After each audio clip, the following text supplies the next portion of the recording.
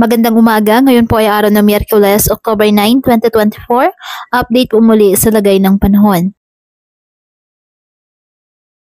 Ayon po sa Pag-asa, patuloy po na minomonitor ang isang low pressure area sa loob ng Philippine Area of Responsibility. Ang nasabing low pressure area, mababa ang tsansa na maging bagyo. Nakakaapekto ito ngayon sa ilang bahagi ng bansa. Northeasterly surface wind flow naman nakakaapekto sa extreme northern Luzon. Samantala, official na nga pong idiniklara ng Pag-asa ang pagtatapos po ng habagat season. Samantala, ang isang bagyo naman sa labas ng Philippine Area of Responsibility ay nanatiling mababa ang tsansa na pumasok ng ating PAR at wala rin pong direktang epekto sa lagay ng ating panahon.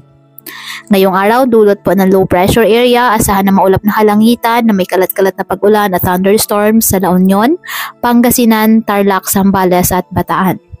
Asahan naman ang bahagyang maulap hanggang sa maulap na halangitan with isolated light rain sa Batanes at Babuyan Islands dahil po sa northeasterly surface wind flow. Apektado ng mga localized thunderstorms ang Metro Manila at nalalabing bahagi ng ating bansa. Kaya patuloy pa rin po natin na pinag-iingat ang ating mga kababayan sa banta po ng mga pagbaha at pagguho ng lupa at ugalin po na magdala palagi ng payong o kahit anumang panangga sa ulan sa tuwing lalabas ng ating mga tahanan.